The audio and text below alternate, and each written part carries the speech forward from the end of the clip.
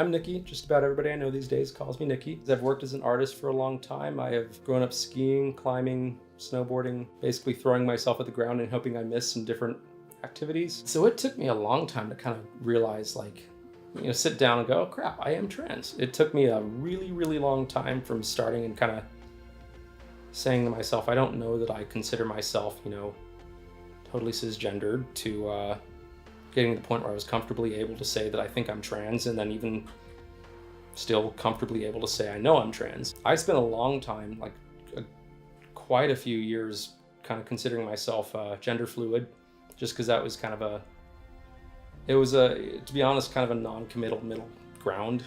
That's such a terribly awkward sentence. Non-committal middle ground, we're going with it. Just a really, it felt like it wasn't, I didn't have to put myself into a really serious label that meant that I had to commit any of my time or myself into something specific.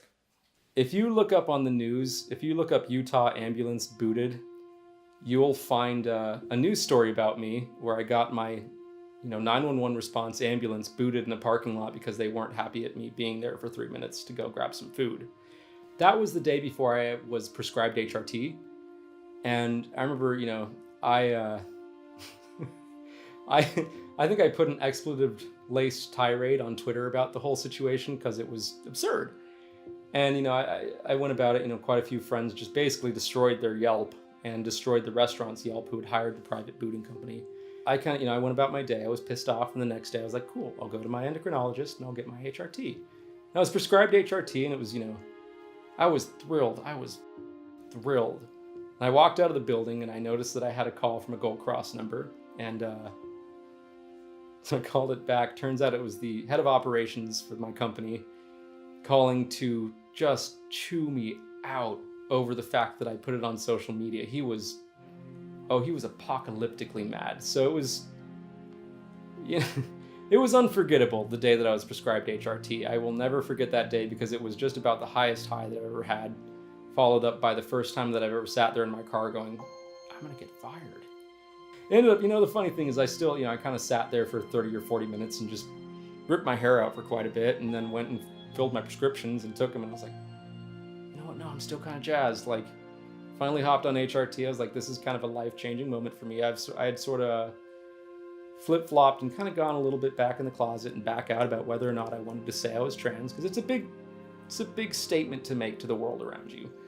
But, hopping on HRT was kind of the day where I went, no, I feel happier about saying that. So it was it was a shit show of a day, but it was a good thing. It was really reaffirming to who I felt that I was.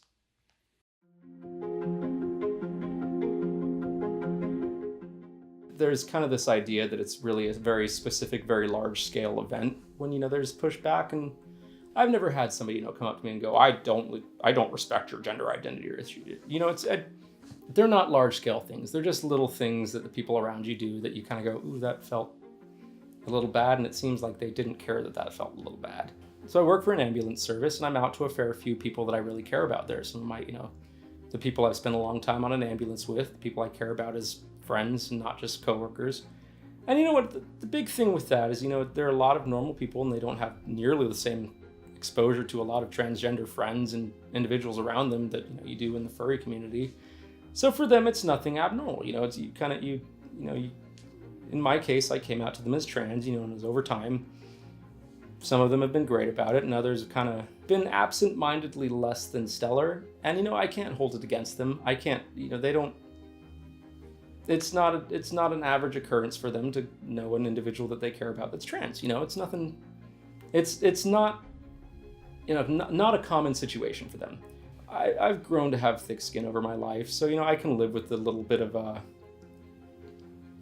pushback, because I know it's unintentional at the end of the day for a lot of people. I tend to be a fairly confident person in who I am, which tends to safeguard myself against a lot of really intentional pushback or hostility towards my gender identity. So it's been well enough for me so far. It's there, but it's been good.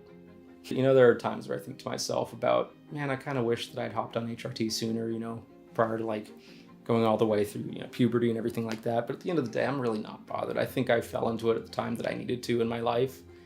And it's really been nothing but good so far. You know, I've got a supportive family, I've got a supportive group of friends in and out of the community.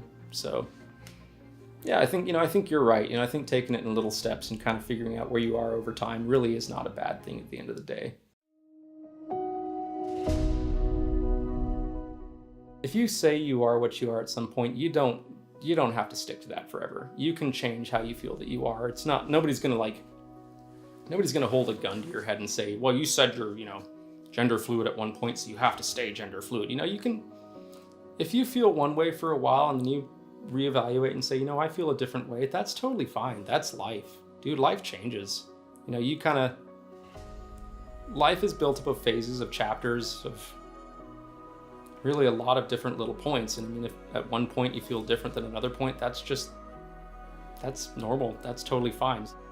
If you go Google, you know, am I trans? It comes up with a bunch of, you know, well, you're, you know, markedly dysphoric or anything like that. And that's just not true. If you feel like you might be trans, you might be trans. You don't have to fit like a guideline or anything like that. That's just silly.